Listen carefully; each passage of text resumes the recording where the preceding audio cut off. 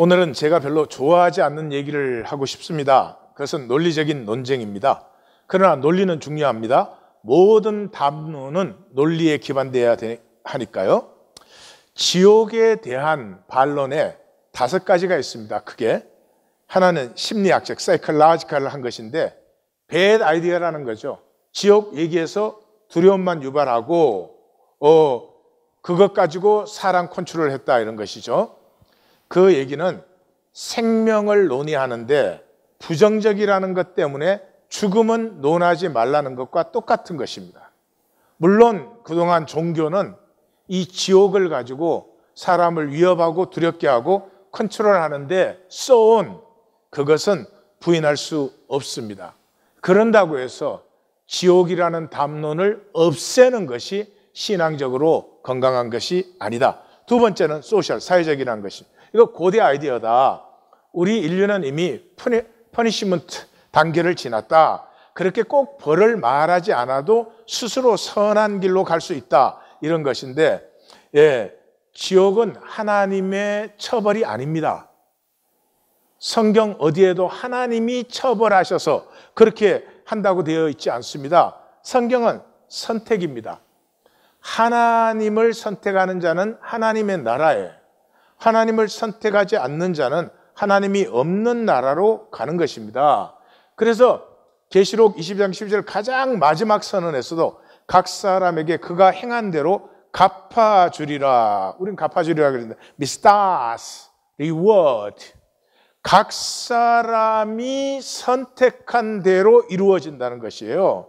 그래서 그 앞선 20장 12절 13절에도 자기 행위를 따라 심판받는다. 14장 13절에도 그들의 행한 일이 따름이다. 이렇게 되어 있습니다. 세 번째, 모랄, 도덕적으로 이건 페어하지 않다.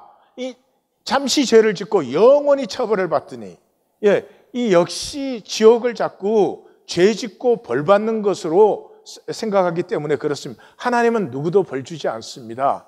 우리를 창조하시고 우리에게 다스림을 위임하고 우리에게 모든 걸 맡기셨습니다. 그러므로 이 땅의 삶은 우리의 선택의 기간입니다. 천국은 모두가 잘못하는데 돌이킨 자가 가는 곳입니다.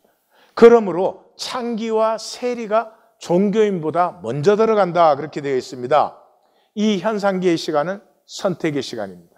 다시 말씀드려요. 선택의 시간입니다. 무엇을 선택합니까? 나됨을 선택하는 것입니다.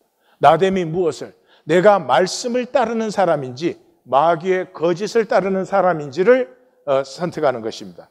네 번째, 철학적인 이유입니다. 만약에 지옥이 있다면 그건 하나님이 실패한 것이다. 왜? 사탄이 영원해지니까.